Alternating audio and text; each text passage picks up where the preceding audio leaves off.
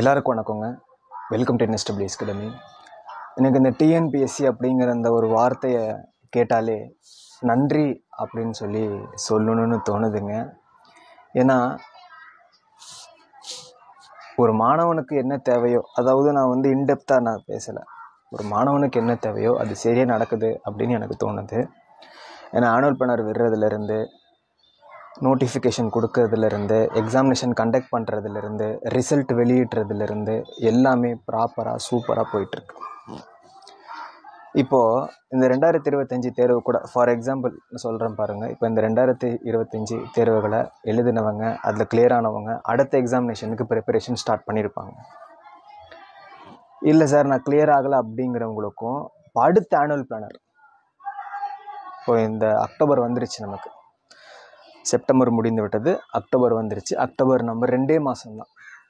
1 வருடம் 2 வருடம் 3 வருடம், அதாவது நம்ம திரும்பி பார்த்தா நேற்று தான் பிறந்த மாதிரி இருக்குது, இன்றைக்கி பார்த்தா நமக்கு வயசு என்ன, அது போன்று தான் காலங்கள் வேகமாக போயிட்டுருக்கு. அது போல் இந்த 2 மாதம் தான் ஜஸ்ட் ஒரு 2 மினிட்ஸ் மாதிரி போய்டும். அப்புறம் ஆனுவல் பிளானர் வந்துடும். அடுத்த 2026 நம்ம குரூப் 1 குரூப் 2 குரூப் 4 பல மதிப்பு இருக்கிற தேர்வுகள் வரும் அப்படிங்கிற எதிர்பார்ப்பு இருக்குது, நம்பிக்கை இருக்குது, எல்லாமே இருக்குது.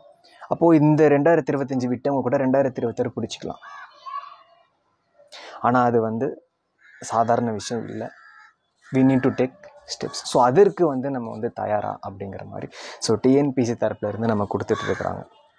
அழகாக அவங்க பாட்டு எக்ஸாமினேஷன் கண்டக்ட் பண்ணிருக்காங்க, ரிசல்ட் கொடுத்துட்ருக்குறாங்க. அடுத்த ப்ராசஸ்ஸு எனக்கு தெரிஞ்ச நிறைய பேர் போஸ்டிங் வாங்கிட்டாங்க, சிறப்பாக செஞ்சிட்ருக்குறாங்க.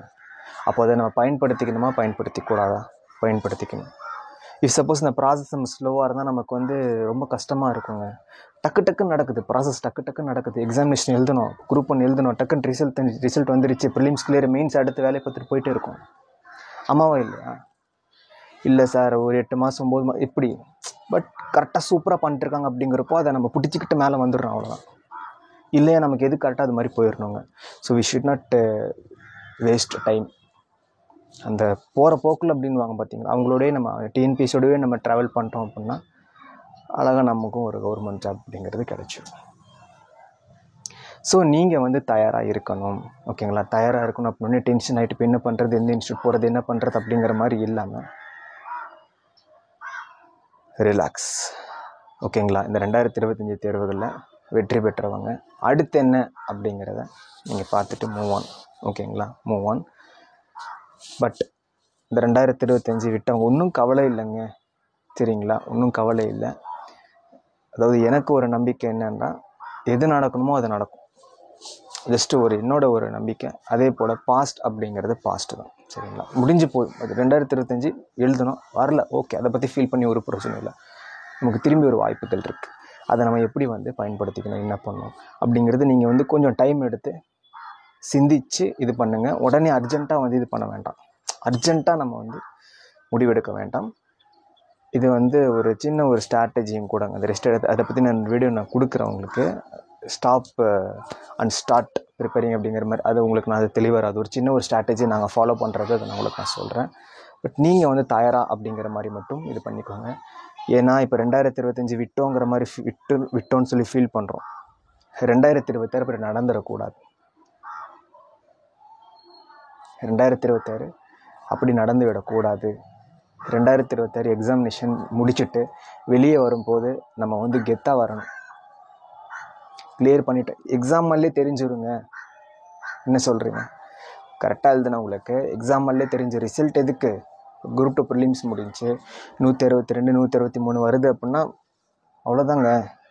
அடுத்து மெயின்ஸ் படிக்க வேண்டியது தானே, வேறு என்ன? ஸோ அதுக்கேற்ற மாதிரி நம்ம தயாரா அப்படிங்கிற மாதிரி பார்த்துக்கோங்க.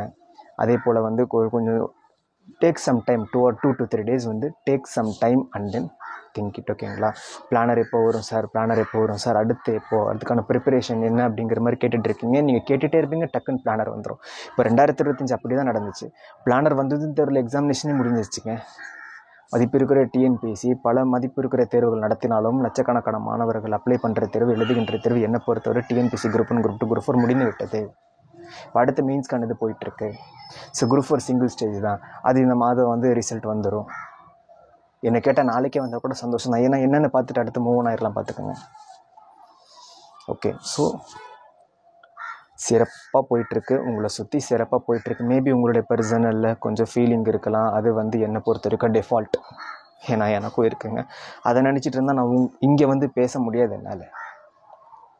I can't. நானும் வந்து எங்கள் வீட்டில் வந்து எந்த ரூம் வந்து ரொம்ப வந்து இருட்டாக இருக்குது, எந்த ஒரு இது கார்னர் வந்து நல்லா இருக்குன்னு உக்காந்துட்டு ஃபீல் பண்ணுற மாதிரி தான் இருக்கும். ஜஸ்ட்டு நான் ஒரு இதாக சொல்கிறேன். ஃபீல் பண்ணி எந்த பிரயோஜனமும் இல்லை. அடுத்து என்ன அப்படிங்கிறத பார்த்துக்கோங்க.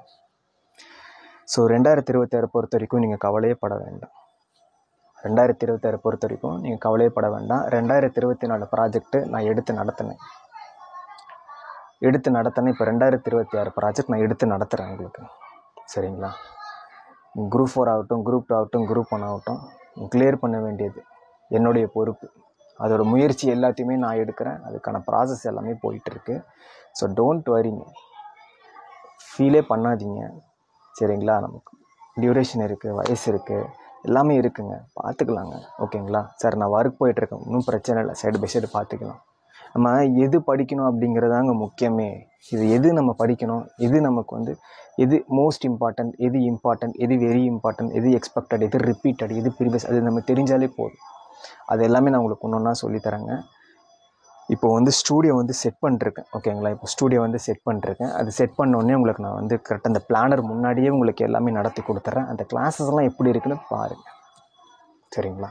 அதெல்லாம் எப்படி இருக்குது, அது எப்படி அந்த இதாக இருக்குது அப்படிங்கிறது நீங்கள் பாருங்கள். ஸோ எல்லாமே சரியாக போயிட்டுருக்கு. நீங்களும் சரியாக இருந்தால் சூப்பர். 2026 உங்களை தான். நீங்கள் நினைப்பீங்க, அடுத்த வருடம் நினைப்பீங்க, இது மாதிரி வந்து ஒரு வீடியோ நான் பார்த்து இது மாதிரி சொன்னாங்க நினைப்பீங்க. இதே வீடியோக்கு வந்து கமெண்ட் வரும் அப்படிங்கிற நம்புகிறேன். Okay, thank you.